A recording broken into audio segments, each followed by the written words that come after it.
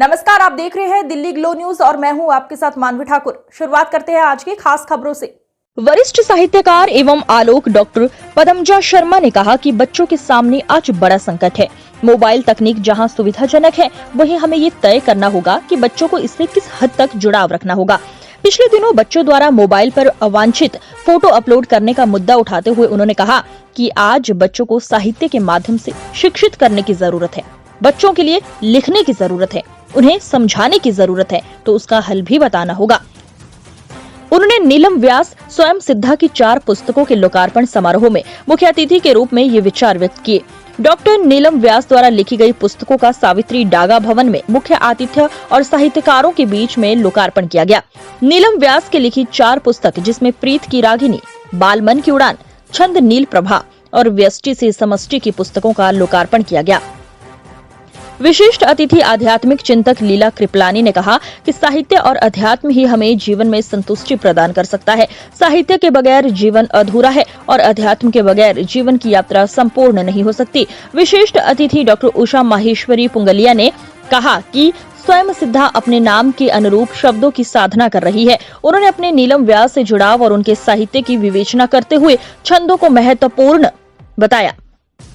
विशिष्ट अतिथि चांद कौर जोशी ने कहा कि नीलम की 4 पुस्तकों में जीवन के हर पहलुओं को उजागर किया गया है। नीलम व्यास ने अपने जन्मदिन पर आयोजित कार्यक्रम के दौरान केक काटा और अपनी साहित्यिक यात्रा पर प्रकाश डाला।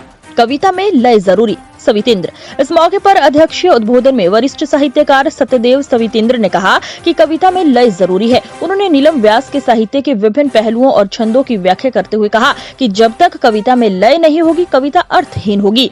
इस मौके पर एनडी निम्बावत, संजय व्यास, ओम प्रकाश व्यास, महेश पंवार, वरिष्ठ पत्रकार राजेंद्र बोड़ा, हर्षद सिंह भाटी, पंकज जांगीड़, राखी पुरोहित, तृप्ति गोस्वामी, सीमा जोशी मुथा, अशफाक अहमद फौजदार, श्याम गुप्ता शांत, ओम प्रकाश वर्मा, हरिप्रकाश राठी, हबीब कैफी, विनोद गहलोत, वीणा अचतानी, प्रमोद वैष्णव, भीमराज सैन, विजयलक्ष्मी बोहरा, अन्नपूर्णा, मनीषा डागा, वरिष्ठ पत्रकार हरिदास व्यास सहित 80 से अधिक साहित्यकार मौजूद थे। संस्था के अध्यक्ष राजेश भैरवानी ने आभार जताया।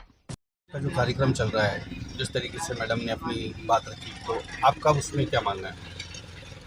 आज के समय में नीलम व्यास जी ने बहुत ही उत्कृष्ट कार्य किया है। इस समय जब मुक्तक का जमाना है, कविताओं में कोई नियम नहीं है, तो छंदबद्ध कविताएं करना अपने आप में बहुत ही गर्व का विषय है और हम सब प्रभावित हैं, हमें सीखने को मिलेगा।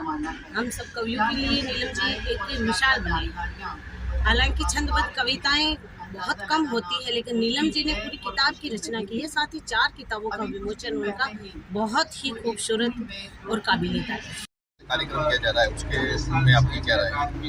जी, आजकल कार्यक्रम ये हो रहे हैं तो उसमें कवि की पहचान बनती है। और कोरोना के बाद तो बहुत सारी महिलाएं लेखिका कवित्रियां उभर के सामने आई हैं। अभी हालिया में 2-3 महीनों में तो जो बुजुर्ग है कवित्री, उन्होंने किसी ने 7 पुस्तक का विमोचन किया, किसी ने 5, मेरी 4 पुस्तक का है। तो मैं समझती हूँ ये जोधपुर में एक इतिहास ही बनने जा रहा है। इससे पहले इस तरह से 4 और 7 पुस्तकों का विमोचन नहीं हुआ था।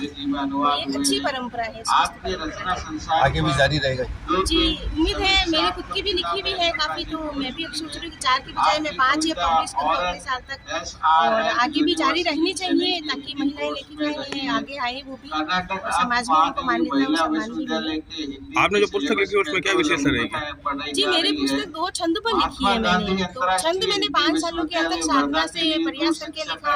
उसमें दोहे हैं, सोड है, कुंडलियां हैं, घनाक्षरी छंद है, सवैये है। तो 2 पुस्तकों में 100 से भी ज्यादा प्रकार के छंद हैं। तो यह आज के भारतीय समाज के लिए मैं समझती हूँ कि ये मेरी सेवा और समर्पण है कि नई पीढ़ी भी उनको पढ़े और सरल भाषा में है। छंदों को मातृभाषा से लिखा है, सरल भाषा में लिखा है, तो आज के बच्चे भी उनको पढ़े। तो मैं समझती हूँ कि मेरी सबसे बड़ी सेवा है बच्चों के लिए कि भारतीय संस्कृति में जहाँ पर छंद विलुप्त होते जा रहे हैं, तो वहाँ पर छंदों को प्रस्तुत करना अपने आप में एक बहुत बड़ी भारी जिम्मेदारी है, उसे मैंने निभाने की पूरी कोशिश की। और दर्शकों को जो आप संदेश देना चाहोगे?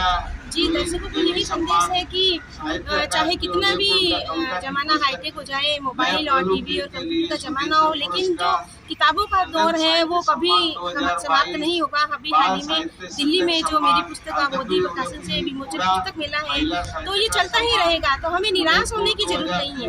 लेखन और सृजन और पुस्तकों का युग हमेशा से बना रहा है, प्रेमचंद जी के और उससे पहले भी, और आगे भी बना रहेगा। मेरी नई पीढ़ी को भी यही संदेश है और उन्हें भी यही कहना है कि आप पुस्तकें पढ़िए।